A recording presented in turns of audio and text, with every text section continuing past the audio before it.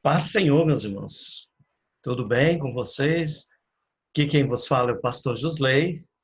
Nós estamos tratando da carta aos Romanos e hoje nós vamos terminar o capítulo 2, que vai do versículo 17 ao versículos 29. Primeiro vamos apresentar o panorama. E no panorama de Romanos 2, 17 e 29, diz assim: que judeus presunçosos. Bom, Paulo continua aqui analisando a raça humana depois, dela ter... e continua analisando, fazendo um retrospecto, analisando a raça humana.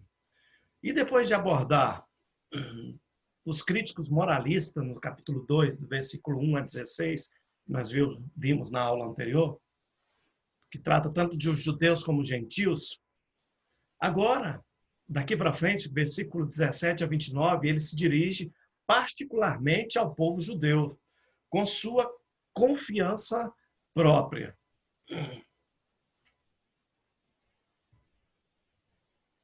Bom, na primeira parte do capítulo, o interlocutor era um ser humano qualquer. Nós estamos falando do gentio. Por isso, no versículos 1 e 3, fala assim: ó homem, qualquer um homem qualquer.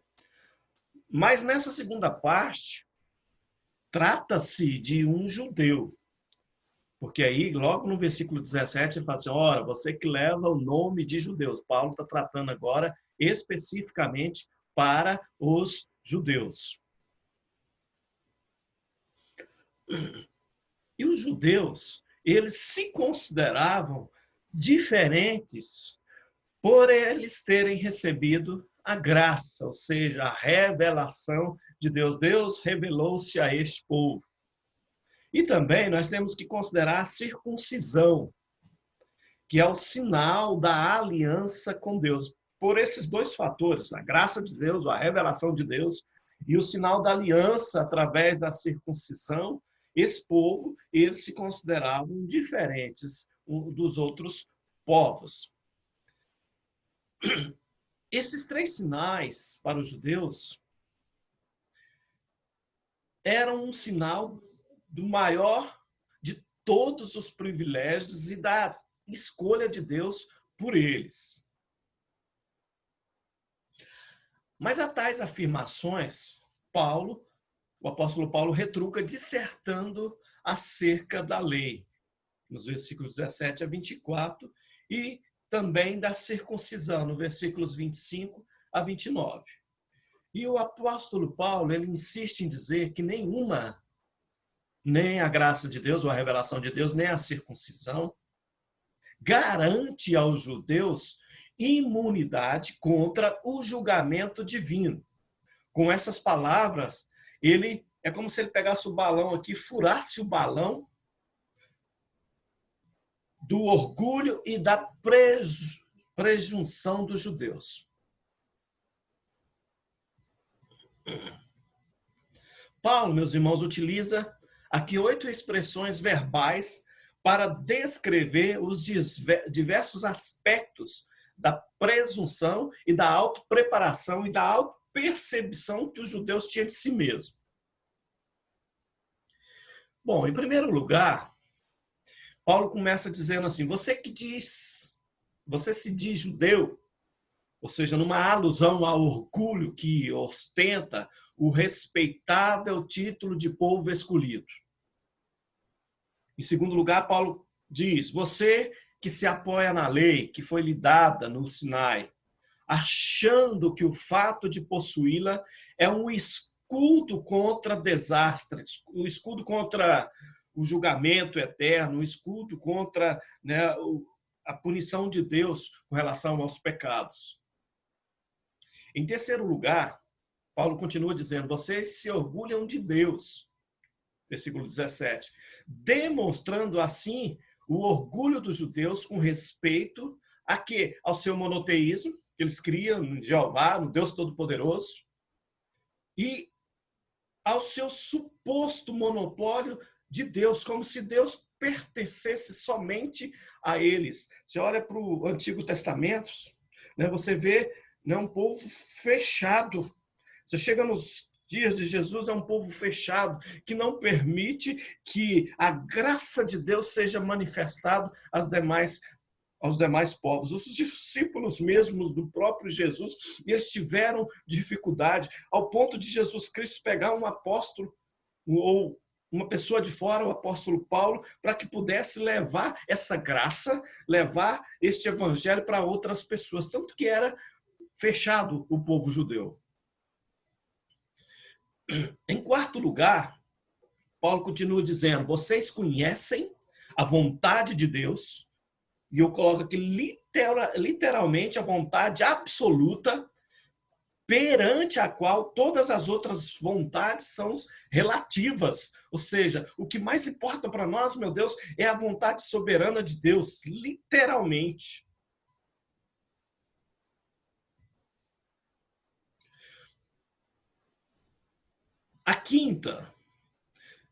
Em quinto lugar, Paulo diz: você aprova o que é superior. O Paulo está dizendo assim: vocês se fizeram superiores aos outros, ou têm de feito superiores aos outros. Em sexto, a razão do seu discernimento moral é que você é instruído pela lei, porque se não fosse isso, você não é e nunca foi melhor do que ninguém. Em sétimo, a consequência da sua instrução e discernimento é que você está convencido de que é competente o suficiente para ensinar os outros. Por isso, Paulo diz no versículo 19: você é guia de cegos e luz para os que estão andando nas trevas. Já que esta é uma vocação confirmada das suas funções de servo. Porque servo é servo. Servo não é melhor do que ninguém, servo não se considera superior a ninguém. Então, a nossa missão como cristãos é sermos servos. Servo é um escravo. Além disso, Paulo continua dizendo: você é instrutor de insensato e mestre de crianças. E oitavo, você tem na lei a expressão do conhecimento da verdade, porque a verdade foi revelada a vocês. Versículo 20.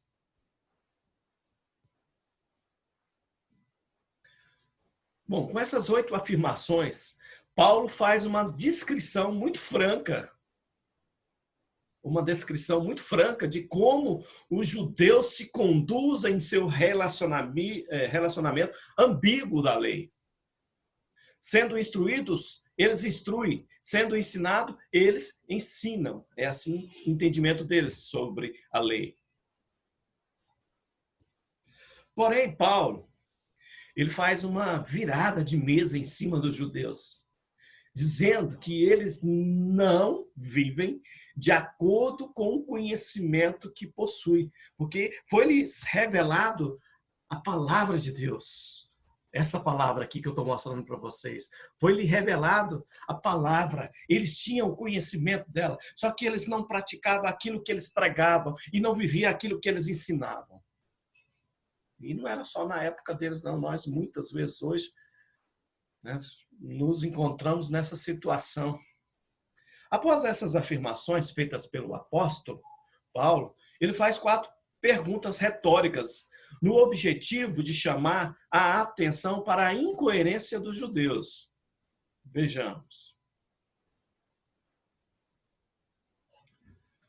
O fato dos judeus conhecerem e possuírem a lei não os isentava do julgamento de Deus. Tampouco fazia a sua circuncisão. Você se apegar em 2 quesitos. Primeiro, que a lei foi revelada a eles. Segundo, a circuncisão, que era uma aliança que Deus fazia com eles. E se apegar nisso, como isso me dá uma garantia, uma certeza da vida eterna. Paulo está falando: olha, se vocês não obedecerem, né, não tem nada disso.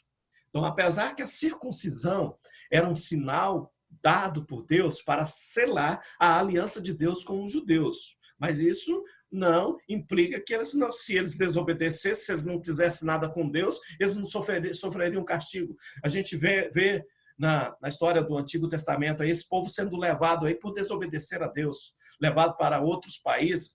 Né? Se você pegar no contexto de Babilônia, ali, quando são três levas de judeus levados para fora do seu país, ficando só os miseráveis, os pobres ali, os paupérrimos ali, é por conta da desobediência, por conta do não cumprimento dessa aliança que Deus tinha feito com esse povo.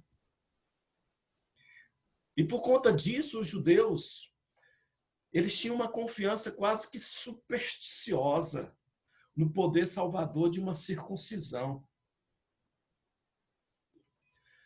E Paulo, ele combate, meus irmãos, energicamente, energicamente, quer dizer, né? Coloquei aí, mal colocado essa frase, mas ele combate energicamente essa falsa segurança que os judeus tinham na circuncisão. A circuncisão tem valor se você obedecer à lei, caso contrário, não tem valor nenhum. Para Paulo, a circuncisão não menosprezava a sua origem divina, porém relativiza o seu valor, dizendo que aquele que é circuncidado é obrigado a cumprir toda a lei. E não partes, né? Porque a gente vê esse povo cumprindo aqui partes da lei e estava achando que estava certo. Por um lado, meus irmãos, se você quer circuncidar, desobedecer à lei, a sua circuncisão se tornou incircuncisão, ou seja, não valeu nada. 25, parte B. Então, Paulo faz uma pergunta. Se as pessoas que obedecem os preceitos da lei não são circuncidados, porque eles obedecem. O povo lá fora, os gentios, eles obedecem em parte esses princípios da lei, então eles são circuncidados. Não é essa a pergunta que Paulo faz, que nós deveríamos fazer? E Paulo faz uma dupla afirmação. Primeiro, circuncisão menos obediência igual a incircuncisão. Ou seja, eu sou incircunciso. O que era um incircunciso? Aquele que não tem uma aliança com Deus. E segundo, uma incircuncisão, aquele que não tem aliança com Deus, mas que obedece à lei, é igual à circuncisão. É lindo esse pedaço aqui, eu gosto muito dessa parte. Então, ao afirmar essas máximas, o apóstolo Paulo choca profundamente os judeus em contraste aos mesmos que julgavam os incircuncisos pagãos ou gentios. Então, eles julgavam aqui acreditando que eles eram incircuncisos, mas boa parte deles cumpriam a lei.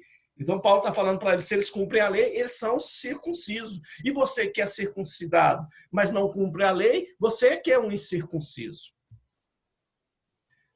Então, a extraordinária inversão de papéis que Paulo descreve no versículo 27, pela qual os judeus condenam os judeus, em vez de os judeus condenarem os gentios, deve-se à necessidade de uma redefinição da identidade judaica, que Paulo passa a apresentar em contraste ao que os judeus pensam de si mesmos, conforme nós vemos no capítulo 2, versículo 17.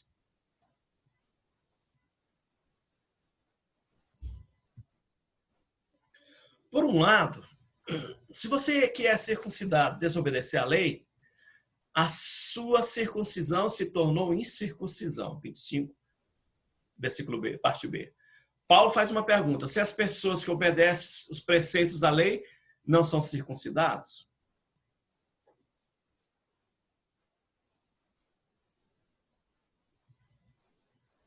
Bom, vejamos, continuando. No versículo 29, Paulo fala o que o judeu não é e o que é ser um judeu. Não é judeu quem o é apenas exteriormente, nem é circuncisão a que é meramente exterior física, aquilo que você consegue ver exteriormente. Não. Aí ele diz o que é judeu. Judeu é quem é operado no coração. Versículo 29, parte A. Uma citação bastante conhecida no Antigo Testamento, onde os profetas solicitam ao povo que circuncidem os seus corações. Javé, meus irmãos, convoca o seu povo a circuncidar o seu coração, prometendo dar-lhes um novo coração. Isso a gente encontra em Ezequiel 44, Ezequiel 44, 9, que diz assim, vou abrir aqui para vocês verem o que está dizendo, Ezequiel 44, 9, Deus está convocando o povo para ter uma circuncisão do coração. 44, 9 diz assim: assim diz o soberano Senhor, nenhum estrangeiro incircunciso no coração e na carne entrará no meu santuário, nem tampouco os estrangeiros que vivem entre os israelitas. E em Jeremias nós temos também 9, 25 em diante, que diz assim: vem chegando os dias, declara o Senhor, que castigarei todos os que são circuncidados apenas no corpo, como também o Egito, Judá, Edom, Amon, Moabe, e todos os que rapam a cabeça e vivem no deserto, porque todas essas nações são incircuncisas. E a comunidade de Israel tem o coração obstinado. Então, Deus não deixou ninguém de fora. Inclusive, a comunidade de Israel tem um coração obstinado. Ou seja, Deus está falando que queria uma mudança interior e não exterior. A circuncisão do coração, meus irmãos, ela é obra do Espírito Santo, realizada interiormente através do fruto do Espírito, de tal maneira, ou através da regeneração, que faz uma lavagem espiritual dentro do meu ser, de tal maneira que um código escrito e exterior nunca poderia realizar. O que a lei tentava fazer isso? A lei não conseguiria jamais fazer uma mudança interior dentro do coração. Por isso os profetas proclamavam que esse povo precisava de uma circuncisão do coração e não do corpo. Paulo procede traçando um contraste que se revela em 4 aspectos. Vejamos. Primeiro, a essência do que é ser verdadeiro, judeu, não é algo exterior e visível, mas é interno e invisível. As pessoas não conseguem ver, mas conseguem notar. Segundo, a verdadeira circuncisão acontece no coração e não na carne. Terceira máxima, ela é efetuada pelo Espírito Santo e não pela lei. E quarto, a sua aprovação provém de Deus e não dos seres humanos. Então vem de quem? De Deus e não dos seres humanos. Bom, tem uma definição aqui de o que significa circuncisão, para que servia. Diz assim: os incircuncisos não participavam dessas promessas de Deus, não faziam parte do povo escolhido de Israel. Homens de outras nações passavam a participar dos privilégios dos judeus somente quando forem circuncidados.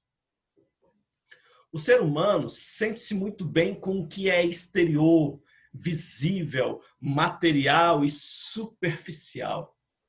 Mas para Deus, o que importa é uma obra profunda, íntima e secreta no Espírito Santo e nas nossas vidas. Por isso Samuel se equivocou, ou ele errou, porque Deus manda ele ir na casa de Jessé para poder escolher o futuro rei. Ele chega, o primeiro filho de Jessé, um homem alto, bonito, ele fala, no seu pensamento, ele fala, possivelmente é este o escolhido de Deus. Deus fala para ele, não, Samuel.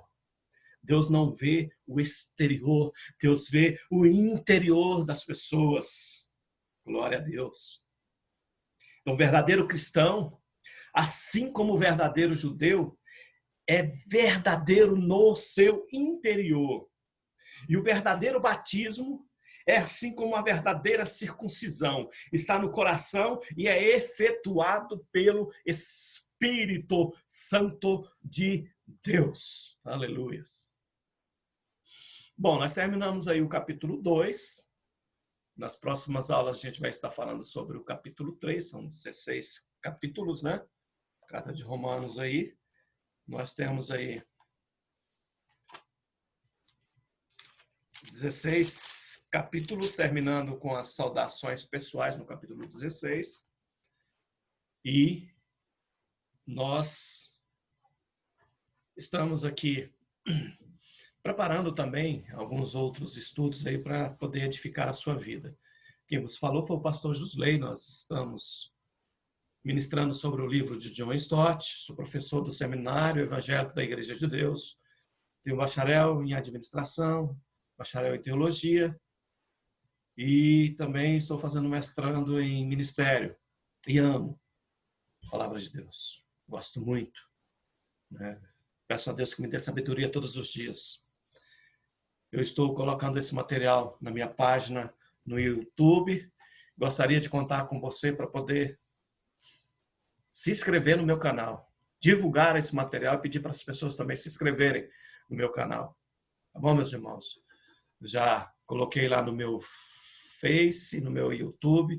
Nós estamos preparando aulas de grego e eu sei que você que gosta da palavra de Deus vai amar essas palavras. Mas faz um favor para mim, se inscreva lá no meu canal para a gente poder divulgar esse material aí, a palavra do Senhor. Tá? Não é nada para minha honra, não ganho nada com isso, mas eu tenho prazer em ministrar a palavra de Deus. Tá bom?